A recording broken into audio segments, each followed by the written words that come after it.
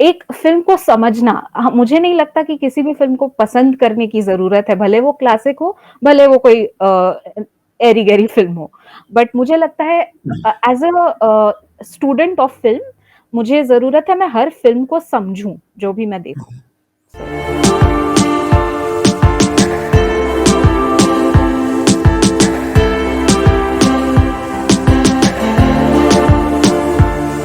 या ओके। सो जब ये आपने सिनेमा वाली बनाया, so what what do you do under this brand name? आप क्या करते हो एग्जैक्टली? तो बेसिकली माय चैनल सिनेमा वाली इज़ डेडिकेटेड टू वीडियो एसेज़। तो हम्म। वीडियो एसेज़ का मतलब बहुत लोग उसे रिव्यू कहते हैं, लेकिन मैं रिव्यू नहीं कहूँगी क्योंकि मैं कभी भी किसी फ़िल्म को अच्छा या बुरा इस दृष्टि से नहीं देखती।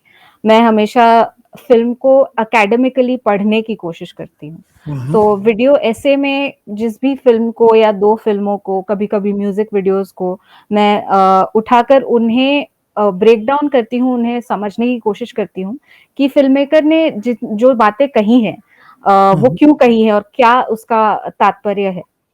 तो हुँ, जब हम एक appreciation of the cinematic art बोलते हैं, तो इससे इसका क्या मतलब होता है?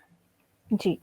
मैं ख़ासकर एप्रिसिएशन के अलावा भी मैं फ़िल्म स्टडीज़ कहना पसंद करती हूँ, हम्म। क्योंकि मेरे लिए क्रिटिसिज़्म और एप्रिसिएशन में कहीं न कहीं यही फ़र्क है।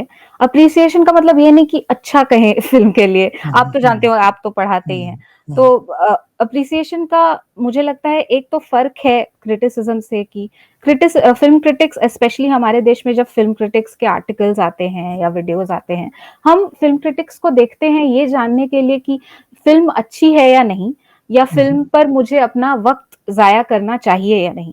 सो कहीं न कहीं फ़िल्म एप्रिसिएशन अलग उससे इसलिए है क्योंकि मैं अगर मान लीजिए कोई मसाला फ़िल्म है, उसे भी देखकर अगर उस पर एक वीडियो बनाऊँ, तो मैं ये जानने की कोशिश करूँगी कि इस मसाला फ़िल्म को जो शायद 95 में बनी, इस मसाला फ़िल्म जिसमें ऐसा कुछ ख़ास कुछ है नहीं मतलब as a film it doesn't stand out but अपने आप में इसने शायद कुछ मूवमेंट तैयार किया जिसकी वज़ह से उस वक़्त की फ़िल्मों पर असर पड़ा, उस वक़्त के कल्चर पर असर पड़ा, उस वक़्त के पहनावे पर असर पड़ा। So how did all of that happen?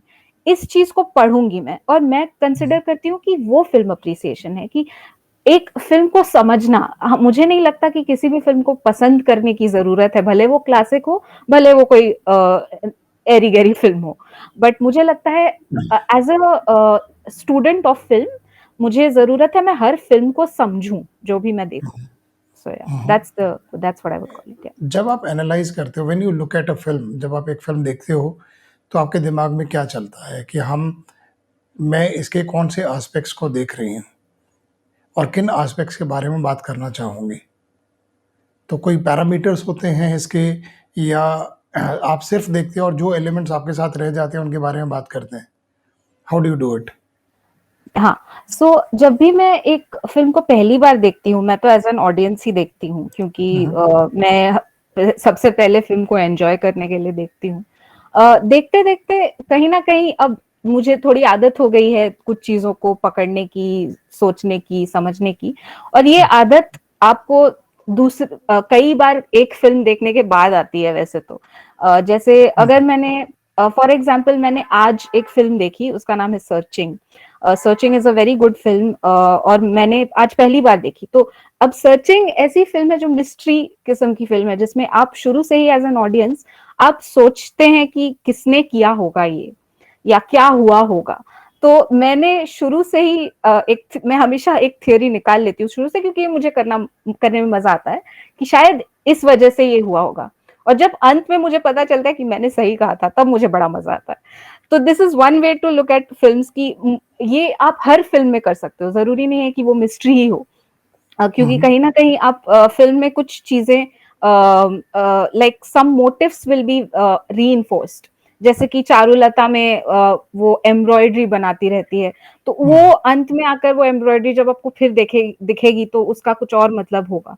तो ये हुँ, जो चीज़ें आपको बार-बार दिखाई जाती हैं एक फ़िल्म में, जो हुँ, चीज़ें आपको बार-बार सुनाई देती हैं, हुँ, उनका क्या मतलब है, वो क्या मोटिव इम्प्लाई मोटिव्स। करता है। हुँ, जी, तो हुँ, हुँ, ये पहली सिटिंग में तो मैं उतना ज़्यादा गहराई में नहीं देखती, लेकिन पहली सिटिंग में मुझे एज़ एन ऑडियंस ये पता चल जाता है दैट वेदर और not I love this film. और जैसे ही मुझे कोई चीज़ बहुत पसंद आती है, तो मैं सोचने लगती हूँ कि मुझे क्यों पसंद आई? So immediately in the second sitting I start to break it down. तो मैं वही करती हूँ हर बार कि मैं नोट्स लेकर बैठ जाती हूँ, हर सीन को लिखती हूँ, अच्छा इस सीन में ये हुआ या फिर मुझे जो समझ में आता है कि मैं अभी एक वीडियो बना रही हूँ शतरंज के खिलाड़ी पर, तो मुझे पहले मैंने प्रेमचंद की स्टोरी पढ़ी शतरंज की खिलाड़ी, फिर मैंने जब फ़िल्म देखना शुरू किया मैंने देखा उसमें क्या डिफरेंसेस हैं और क्यों हैं। तो ये चीज़ें मुझे बहुत इंटरेस्टिंग लगती हैं, तो जो भी मुझे ध्यान में आता है देखते हुए वो मैं लिख हुँ। लेती हूँ। सो या तो इसमें जो टेक्निकल एस्पेक्ट्स होते हैं सिनेमा के, जो मैंने आपको बोला एडिटिंग, साउंड और कैमरा, इनको भी you take these also into account, you analyse these also? तो ये मुझे लगता है फ़िल्म के ऊपर डिपेंड करता है। जैसे कि अगर मैं फॉर एग्ज़ाम्पल एक फ़िल्म आई थी बुलबुल। हुँ, हुँ, बुलबुल को मैं शायद सिनेमेटोग्राफ़ी के दृष्टिकोण से ज़्यादा देखूँगी क्योंकि उसमें बहुत अ, प्रोमिनेंट सिनेमेटोग्राफ़ी है। उसी तरह से एक आपका जो एक फ़िल्म आई थी sound of metal Riz Ahmed की, जिसमें sound is the key element, तो साउंड को किस तरह उन्होंने यूज़ किया, तो मेरा ध्यान ज़्यादा जाएगा साउंड की तरफ। हुँ, इस हुँ, तरह से आपको हर फ़िल्म में कुछ एस्पेक्ट्स ज़्यादा उभरते हुए नज़र आएँगे। Of course hmm, all of them work together खराब एडिटिंग के साथ अच्छा साउंड होगा तो कोई फ़ायदा नहीं है। हुँ, लेकिन वो कहीं न कहीं जब बाकी सारे टेक्निकल एस्पेक्ट सपोर्टिंग कैरेक्टर्स हो जाते हैं और कोई एक चीज़ उभर कर आती है, जैसे पैरासाइट में I would say camera movements हुँ, हुँ, जो जहाँ पर एक एक ही घर के अंदर कैमरा इतनी जगहों पर जाता है और आपको पूरा नज़रिया दिखाता है कि घर में क्या हो रहा है। सो हुँ, मुझे लगता है हर फ़िल्म के ऊपर डिपेंड करता है और अ, स्पेशली मैं कहूँगी एक अगर मैं मेन स्ट्रीम फ़िल्म को एनालाइज़ कर रही हूँ, तो उसको मैं थोड़ा टेक्निकल एस्पेक्ट्स को उनको छूट दे देती हूँ क्योंकि मुझे पता है शायद उतने सुपीरियर नहीं होंगे। लेकिन हुँ, मैं ये देखती हूँ कि अगर ये मसाला फ़िल्म है, तो क्या ये मुझे एंटरटेन कर रही है और क्या ये मुझे याद रहेगी? जैसे कि इसका एक एग्ज़ाम्पल है वेलकम। हुँ, वेलकम जो फ़िल्म है, वो जब आई थी, तब भी हिट हुँ, हुई थी और आज भी लोग उसकी मीम्स बनाते हैं। क्यों? क्योंकि हुँ, उसकी राइटिंग में कोई ऐसी बात है, जो हुँ, लोगों को आज तक पसंद आती है। तो हुँ, हुँ। अलग-अलग फ़िल्मों की अलग-अलग बात है। जी।